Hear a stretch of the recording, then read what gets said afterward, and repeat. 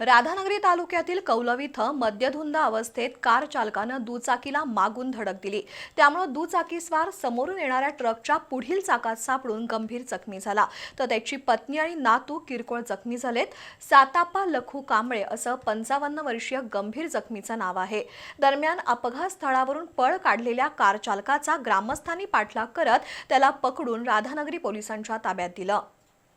राधानगरी तालुक्यातील कौलवचे साताप्पा लखू कांबळे हे पत्नी आणि नातवासह घोटवडे गावचा आठवडा बाजार संपवून दुचाकीवरून सोमवारी सायंकाळी 7:15च्या सुमारास घरी परतत होते।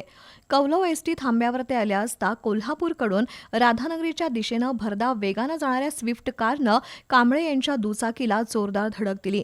जोरदार धडकेमुळे कांबळे दुचाकीवरून उडून राधानगरीहून कोल्हापूरकडे जाणाऱ्या मालवाहू ट्रकच्या पुढील चाकाजवळ फेकले गेले।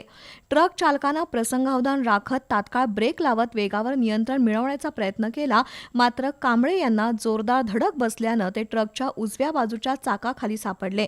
कांबळे यांच्या पायावरून चाक गेलं, त्यात त्यांचा एक पाय शरीरापासून वेगळा झाला, त्यामुळे घटनास्थळी मोठ्या प्रमाणात रक्तस्राव झाला होता।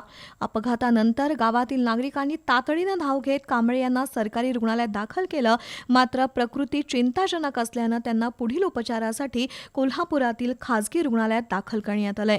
दरम्यान अपघात स्थळावरून पळून जाणाऱ्या श्रीकांत पाटील या कार चालकाचा पाठलाग करून ग्रामस्थांनी त्याला जोगेवाडी इथं पकडलं, तेव्हा तो मद्यधुंद अवस्थेत आढळला। त्याला पोलिसांच्या ताब्यात देण्यात आलंय। या अपघाताची नोंद राधानगरी पोलीस ठाण्यात झाली आहे।